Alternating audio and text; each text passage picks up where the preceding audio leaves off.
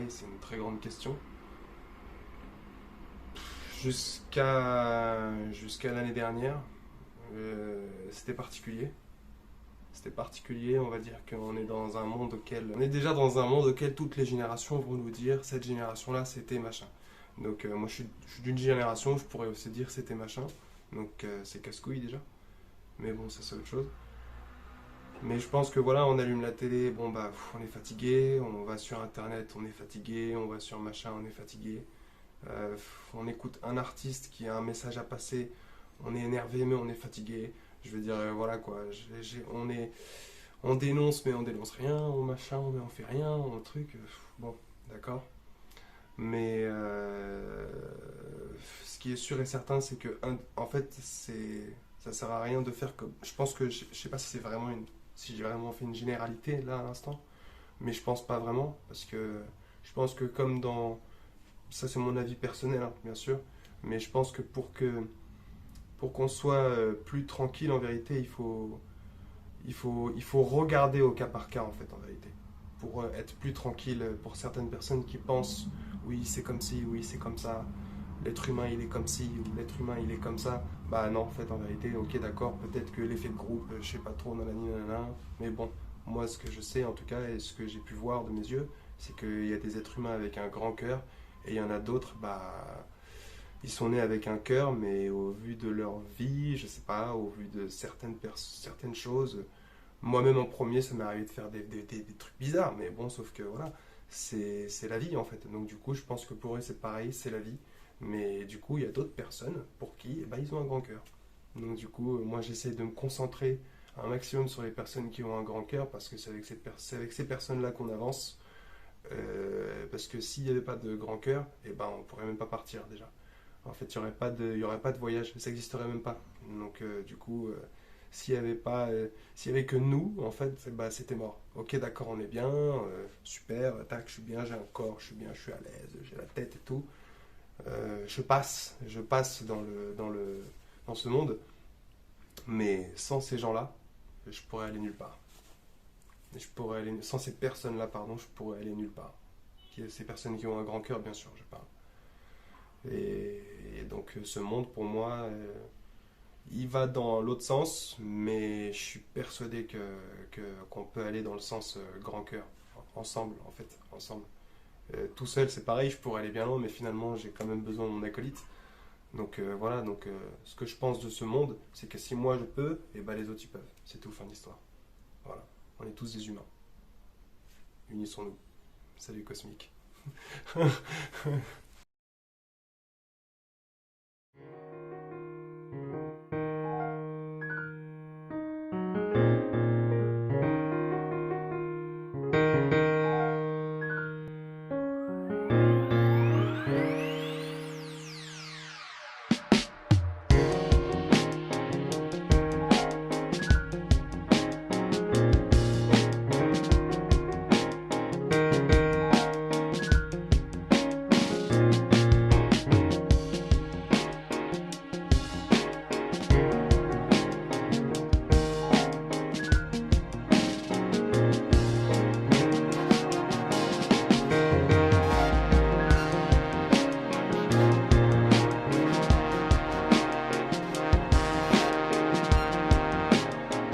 Pour l'hiver.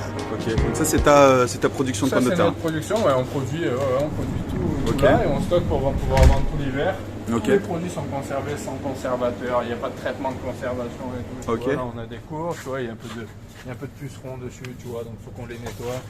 C'est l'arbre de pucerons, tu vois ça, mais c'est parce qu'elles sont pas traitées pour, tu vois, donc ça nous demande un peu plus de travail, c'est dur de le valoriser, mais on le fait parce que éthiquement c'est ce qu'on veut faire. Puis les jus de fruits, avec une grosse partie de nos pommes, on n'a pas assez pour l'intégralité, Ouais. donc on travaille avec, on a des amis qui nous fournissent quand on n'a pas assez de production. Le scandale de notre système aujourd'hui, c'est que ça fait 4 ans et demi que je me bats pour faire un élevage de poulets.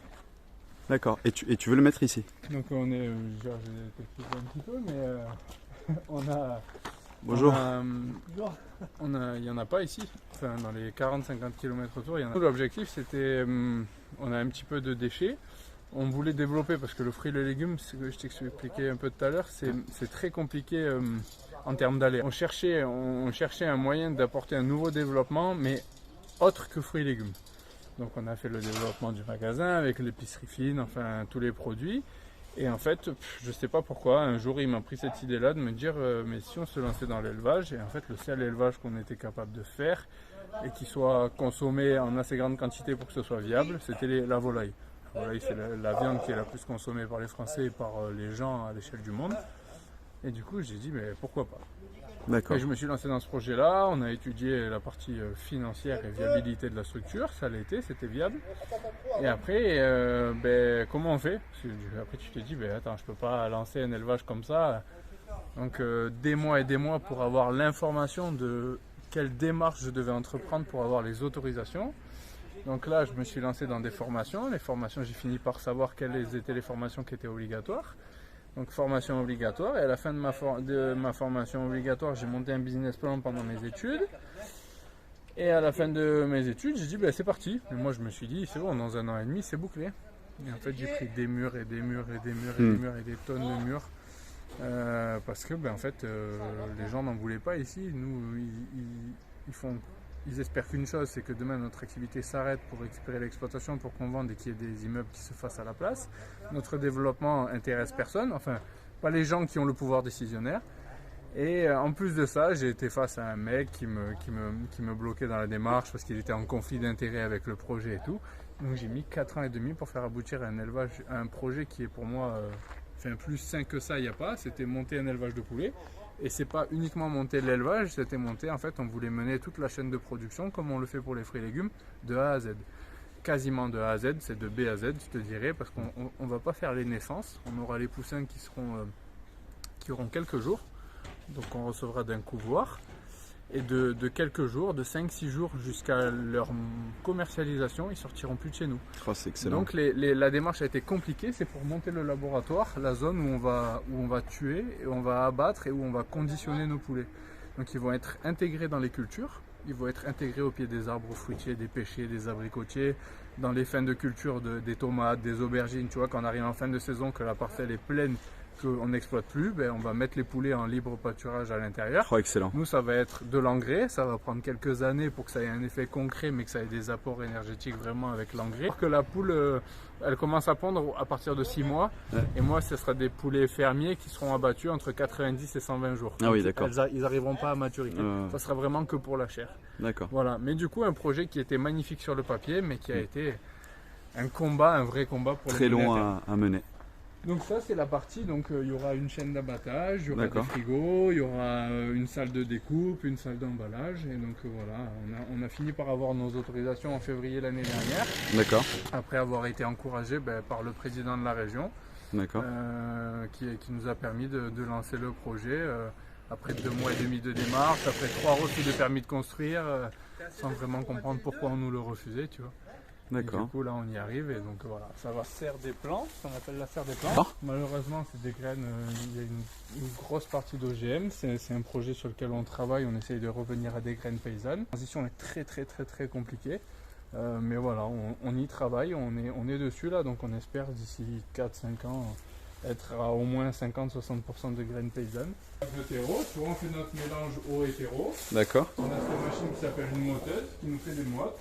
Après, en fonction de ce qu'on veut produire, soit c'est des mottes comme les salades dans lesquelles on met directement notre graine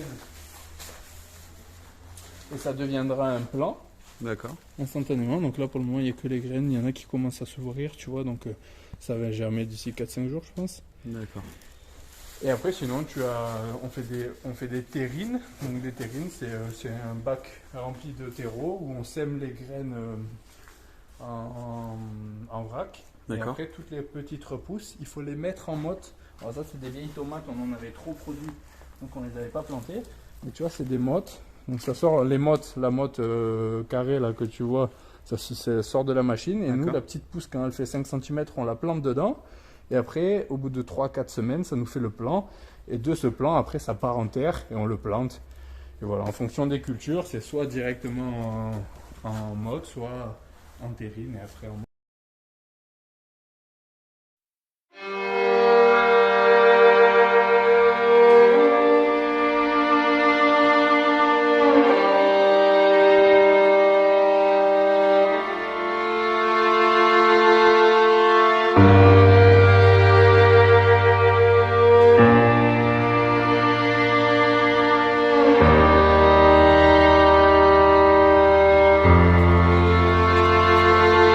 ça va être des petites cabanes déplaçables. Voilà, elles vont être intégrées dans les cultures comme ça, elles vont être modulables. Elles peuvent être déplacées à chaque quand la parcelle, toute l'herbe a été mangée et tout, tac, tu peux la décaler et tout. Donc tout ça va nous permettre de lutter contre certains nuisibles qu'on a sur les arbres fruitiers. D'accord. Donc du coup la permaculture. Exactement, c'est un pan d'eux. Voilà, c'est ouais, pas strictement exactement. que ça. Ah ouais, Mais voilà, on a une mouche qui nous ravage des fruitiers. La mouche, elle pond ses larves dans le sol. Ben, on espère au travers de l'élevage des poulets que les poulets, ça gratte, hein, tu sais, ça gratte, ça nettoie. On espère qu'ils nous nettoieront les parcelles et qu'ils nous permettront de lutter contre cette mouche qui aujourd'hui est un véritable fléau, et les seuls traitements qui existent sont beaucoup trop virulents pour qu'on les utilise, donc on se refuse de les utiliser. Donc c'est des pertes colossales sur les fraises et tout, mais bon, on préfère la perte plutôt que d'empoisonner les gens.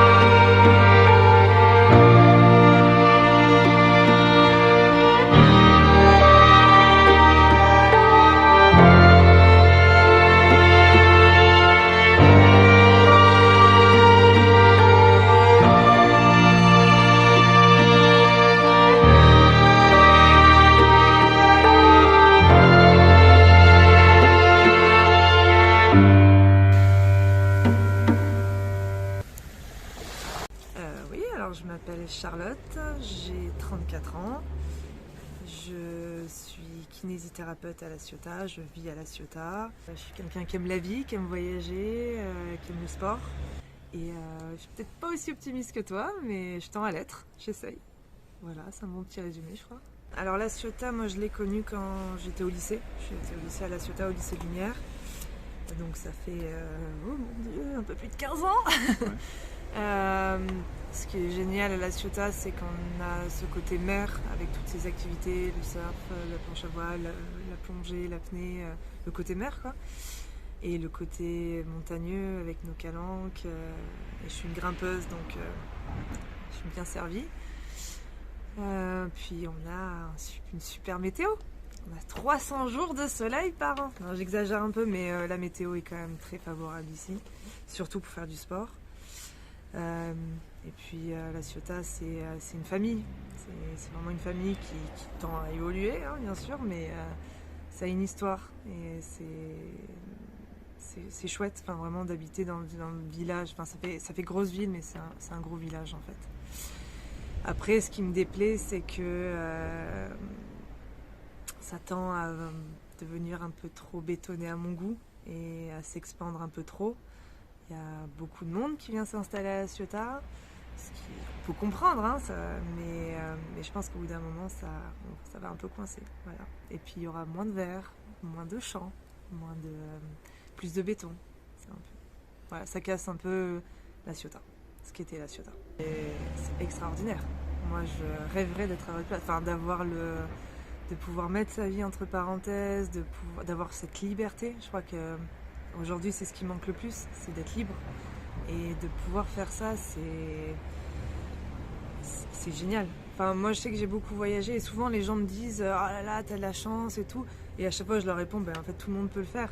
Et c'est ce que je me dis en vous voyant, c'est que finalement, faut juste se dire « Allez, on le fait, quoi ». Mais ça demande de l'engagement, ça demande de la volonté aussi et de la non-peur, je pense aussi, et de beaucoup d'optimisme. Mais oui, franchement, ce que vous faites, ça me fait rêver. Je pense que j'ai pas mal voyagé. Je pense que ça m'est déjà arrivé de rencontrer des gens qui ont tout, qui ont rien, et justement qui tendent une main, soit quand on a besoin, soit quand on n'a pas besoin. Et je pense que tu as envie de le rendre. Un jour, tu te dis, moi aussi, un jour, je le ferai, que ce soit de prendre quelqu'un en autostop ou l'inviter à manger. Tu as juste envie de... C'est un échange. Je crois que la vie, c'est juste ça, c'est savoir donner et savoir recevoir aussi. Et puis, je pense que c'est un peu ce que je suis, quoi. C'est de savoir, je suis kiné, quoi, hein, savoir donner. Je crois que c'est un peu dans ma génétique, quoi. Hein. Puis, je voyage depuis tellement jeune que je crois que c'est ça. Le voyage, c'est pas visiter un pays, c'est rencontrer l'autre. Et si ça vous a donné envie de vivre à La Ciotat ou en tout cas de revenir, c'est cool, quoi. Montrer que les Ciotadins, ils sont là. J'adore le loup.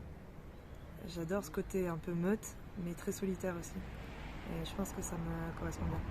J'ai besoin d'être entourée, mais j'ai aussi besoin de solitude et de calme et de nature. Donc voilà, je pense que ça me correspond bien. Question délicate. Je pense qu'en ce moment, c'est très difficile d'avoir un avis vraiment avisé sur ce qui se passe parce que justement, on manque tellement d'informations. Je pense qu'on est un peu... on veut bien nous montrer... voilà. On nous montre ce qu'on a envie de nous montrer et que si on ne cherche pas d'autres choses, on peut être biaisé. Je pense qu'on manque cruellement de liberté aussi. On peut plus faire ses propres choix. Pareil, je pense qu'on est un peu dicté. Après, voilà. Enfin, quand on vous voit, on se dit que finalement, si on réfléchit un peu par soi-même, qu'on va vers l'autre. Et je crois que c'est vraiment ça aujourd'hui. C'est le plus, c'est d'aller vers l'autre. Je pense qu'aujourd'hui, ce qu'on manque cruellement, c'est de fraternité, de liberté aussi, certes, mais il faut apprendre à aimer l'autre et à donner. Je pense que c'est ça qui manque le plus. Et s'il y avait un peu plus d'échanges, d'informations, et le monde irait mieux, ouais. Après, on n'est pas, comme je dis, on n'est pas en Iran, on n'est pas... ça va, on vit bien. Hein. C'est dur. Sincèrement, il y a tellement de choses qu'il faudrait changer. Là, le truc qui me vient le plus en premier, c'est que tout le monde puisse avoir un accès aux soins. Déjà, surtout en cette période de Covid, mais pour tout aussi. Et qu'on guérisse aussi de toutes ces maladies qui, aujourd'hui, sont entre parenthèses, hein, comme le cancer, comme tout, mais il ne faut pas les oublier parce que il y a des choses graves qui se passent, quoi. Après, la paix dans le monde, mais on arrive à guérir de plein de maladies, ouais. Qu'on arrive vraiment à... Et puis l'accès aux soins, surtout ça.